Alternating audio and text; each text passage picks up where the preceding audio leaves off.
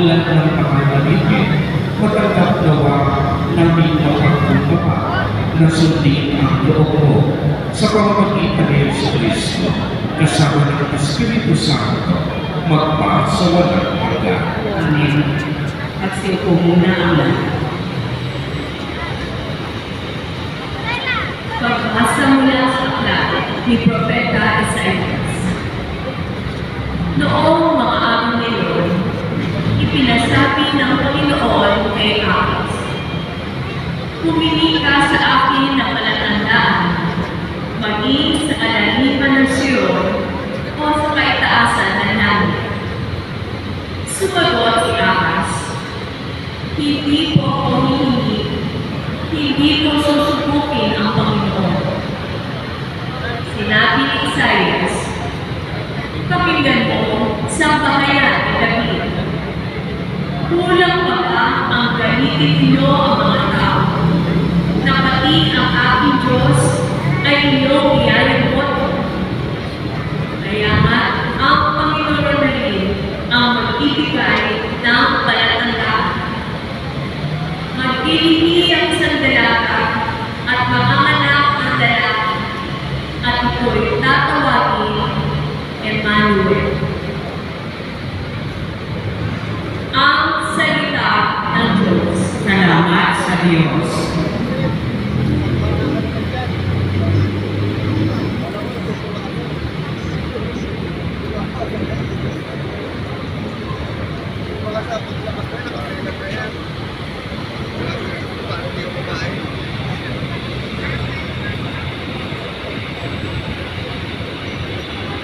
Ang Panginoon darating, kay dakilang hari natin. Ang Panginoon darating, siya'y dakilang hari natin. Ang buong daigdig, lahat na naroon, ay ari ng Diyos ating Panginoon. Ang mundo'y natayo at kapusang bigay, ilalim ng lupa, tubig, panahon. Ang Panginoon darating, siya'y dakilang hari natin. Sino ang mga upang sa pulong, sa pulong ang pulong, sino ang aahon, sino ang pakilawan, pumasok sa pulong, sino ang tutulungan, pumasok sa tao. Yan, na maliit sa isip at buhay, na hindi sumabang na Diyos at pumuntahan sa pangako na hindi tao. Ang Panginoon ay darating, siya'y dakilang hari natin. Panginoon Diyos ang Iyak kayo mga kamisi, iyak kalaban kayo, sino ang tumawa sa Diyos? Ano ba naman, sinisada natin na pag ito sabi niyo. Ang Panginoon ay darating, siya'y dakilang hari natin. Tumayo po ang lahat. Mag-outin pa lang yung kalaban niya sa akin.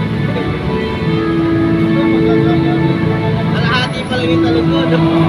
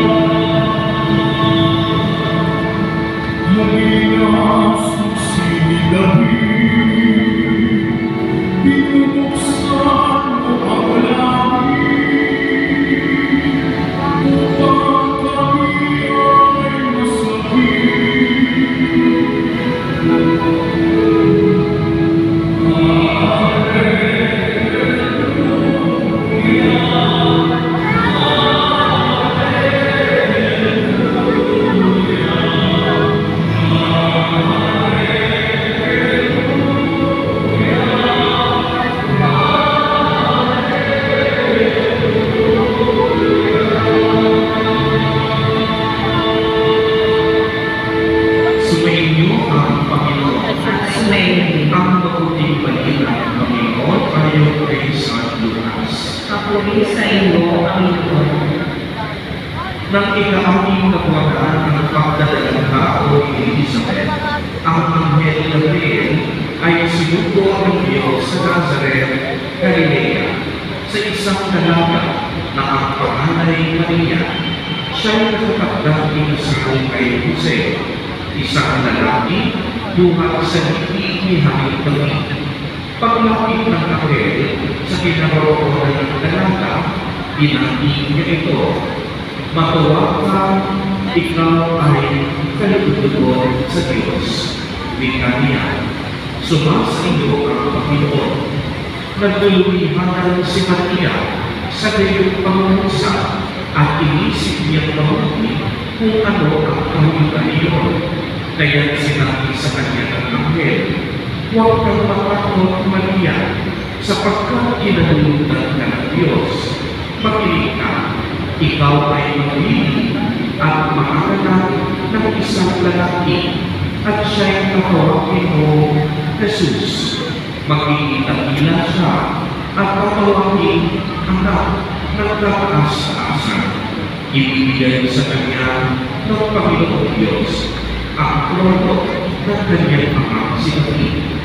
Mag-ahari siya sa kanyang buhok, magpakailanman, at ang pangatapos niya ay walang hanggan. Paano mangyayari ito? Ngayon ako'y dalaga, tanong ni Maria. Sumagot ang anghel, "Bababa sa iyo ang Espiritu Santo at iiniwan ka ng kapangyarihan ng kataas-taasan. Kaya banal ang ipanganganak mo at tatawagin anak ng Diyos. Natatandaan mo ang iyong kamag-anak na si Elizabeth? Alam ng lahat na siya'y bago, ngunit nagbili siya sa kabila ng kanyang katandaan. Ang ngayon'y kapalit na wala ng kanyang pagdadalang tao, sapagkat walang hindi mapangyayari ng Diyos." Sumagot si Maria, "Ako'y anibig ng Panginoon, mangyari sa akin ang iyong sinabi." At nilisan siya ng anghel. Ang mabuting balita ng Panginoon. Pinupuri ka namin, Panginoong Yeso Cristo, at sumunod na ang lahat. Magandang hapon po sa inyong lahat, mga kapatid ni Cristo. Sa lahat po ng ating mga taga-subaybay sa iba't ibang online platforms at sa lahat ng ating mga katiboto sa iba't ibang panig ng Pilipinas at maging sa buong mundo kung saan tayo ay nakakapag ngayon ng ating live stream.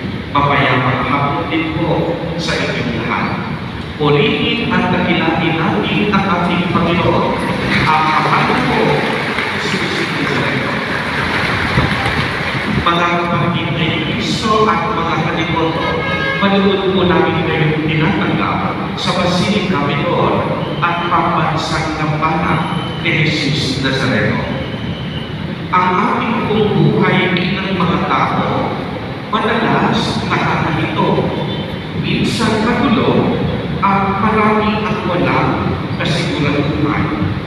Dumadating talaga ang panahon na kung minsan ang mga pangyayari sa ating buhay ay hindi natin madaling maintindihan.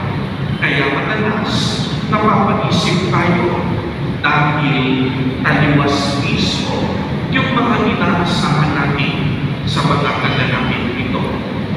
Nangyari rin po ito sa ating mahal na Birhen si Maria.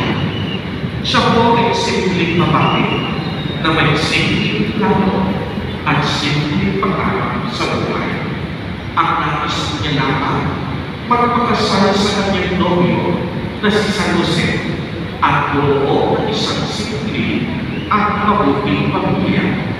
Subalit narinig natin kung ano ang nangyari sa Ebanghelyo. Dumalaw ang anghel Gabriel, dala-dala ang mabuting balita ng kaligtasan. Kaya naman kung inyong mapapansin, si Maria ay dinapaga, nagtulungan at napagapa. Sino po ba ang hindi pagkukulan kung ikaw ay isang dalaga ang makakatanggap ka ng balita na ikaw ay pag-ibig at manganak ng isang batang lalaki? At hindi lang ordinaryong batang lalaki, kung hindi magiging pinakadakila sa sanlibutan. Sa palagay mo, hindi ka ba magugulang o maguguluhan? Lalo pang naguluhan si Maria, nagsabihin na anghel na galing sa Espiritu Santo ang kanyang ipapanganak at tatawagin din anak ng kataas-taas ng Diyos. Hindi madaling intindihin agad-agad ang balitang ito ng anghel. Paano na ngayon ang plano ni Maria at Jose? Paano niya papapaliwanag sa kanyang nobyo ang lahat ng ito? Maniniwala kaya ang napakaraming tao sa kanyang mga kwento? Marami sigurong pumapasok sa kaisipan ni Maria noong mga sandaling iyon. Magulo at hindi naman nakakalito. Pero pagmasdaling itong mabuti, may ipinakitang paraan si Maria upang maging mapayapa ang kanyang nagpuluhang pag-iisip. Ipinasa sa Diyos niya ang lahat. Kaya nga sa bandang huli, ang kanyang sinabi sa anghel, "Ako ay anili ng Panginoon, magyari ang lahat sa akin ayon sa wika ko." Maaaring hindi alam ni Maria at hindi niya luusang naiintindihan ang lahat ng kanyang napakinggan, at lalo hindi niya alam kung ano ang mangyayari sa darating na bukas. Maraming nabuong tanong sa kanyang puso at kalooban. Pero sa pagkakataong iyon, isa lang ang malinaw sa mahal na ina. Kasama niya ang Diyos sa pagkahanap niya sa kanya ng kasagutan at kaayusan sa kakulungan ng kanyang pag-iisip. Uulitin ko po sapagkat napakahalaga noon, baka maraming nabubuong mga pagkakalinlangan, magkakaroon sa puso ni Maria. Isa lang ang tanging naging malinaw sa kanya. Kasama niya ang Diyos sa paghahanap sa kasagutan at kaayusan ng kanyang magulong pag-iisip. Ipinasa sa Diyos niya ang magulo at malalo. Ipinasa niya sa Diyos upang magkaroon siya ng pag-asa at lakas ng loob na maintindihan ang lahat. Pagkamat may sarili siyang plano at sariling pangarap, pagmasuri ng mabuti, isinagtabi agad-agad ito ni Maria upang bigyan daan ang nagilang plano ng Diyos. Mga kaliwat, dapat maliwanag sa atin kung ano ang ibig sabihin ng pagpapasa Diyos. Kalimitan natin ginagamit ang salitang ito. Minsan, kung wala ng sagot sa ating katanungan, minsan kung wala na tayong mag-isip, minsan kung wala ng sagot sa ating mga puro-puro mga katanungan, madalas natin sinasabi, ipagpasa Diyos ko na lamang yan, ipagpapasa Diyos ko na lamang. Pero dapat maintindihan natin na ang pagpapasa Diyos hindi nakakahulugang wala na tayong gagawin.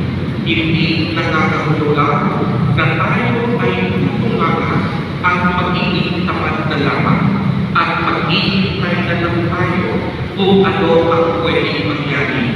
Ang pagpapasa Diyos hindi nakakahulugang hindi na tayo kikilos at gagalaw at aasa na lang tayo sa Panginoon kung saan man tayo nakikitang tadhana. Ang pagpapasa Diyos nangangahulugang may nakiyakan at sasamahan tayo ni Jesus Nazareno sa ating magulong buhay at pakikipagpuno sa mga pagsubok ng mundong ito, taglay ang pag-asa, pag-ibig at pananampalataya. Kaya naman, ipinapa sa Diyos natin kung ano ang magulo, kung ano ang hindi natin maintindihan, kung ano ang malabo at hindi tiyak na bukas. Dahil buong pagpapakumbabang sinasabi natin na hindi natin kaya mag-isa. Kailangan natin ang Diyos at naniniwala tayo na sasamahan tayo ng Diyos sa bawat pag-aalinlangan na mayroon tayo sa ating mga puso. Kagaya ni Maria, sigurado marami tayong mga plano at pangarap sa ating buhay. Marami tayong mga plano sa ating mga sarili. Kaya nga ang magandang katanungan sa araw na ito, handa na ba akong isuko ang lahat para sa paglilingkod sa Diyos? Handa na ba akong pagkalipot sa aking sarili upang maging instrumento ng Diyos sa pagpapalalaman ng kanyang mabuting balita? Handa ko na ba ibabawat ang aking sarili gaya ng Maria na naging alipin ng kagandahang loob ng Diyos at ipinagpa sa Diyos niya ang lahat ng kagandahan sa kanyang buhay. Mga kapatid ni Kristo, sa pagpapatuloy ko natin ng ating banal na Eucharistia, naway harapin natin ang titiyak na bukas ng buong tapat at lakas ng loob na kahit anuman ang dumating ay hindi natin ibitawan ang paninindigan na hindi tayo iiwan ng Diyos. At ito ang ibig sabihin ng Emmanuel, ang pangalan ng Panginoon si Jesus na nagsisilang. Ibig sabihin, kasama natin ang Diyos, kapiling natin ang Diyos. Walang segundo, walang minuto, at walang sandali na hindi natin kasama ang kapiling ang Panginoon. Kaya kailanman, hindi magpapabaya ang Diyos. Ito ang tanging at bukod natin pinagkawakan ni Maria upang matupad ang kalooban ng Diyos. Simple naman, kasama natin ang Diyos. Kaya ipinagpapakubayan natin sa Kanya kung ano ang inibigyan at hindi malako dahil sa Kanya tayo kumakampi at tumakas. Mga kapatid ni Kristo, ipasa Diyos natin ang lahat ng mga kaguluhan at pag-aalinlangan ng ating puso. Kapag sa Diyos tayo kumapit, tiyak yun, pagkakapit natin ang buhay na kalayaman at kapayapaan sa ating buhay. Amen. Purihin at nakilang natin ang ating Panginoon.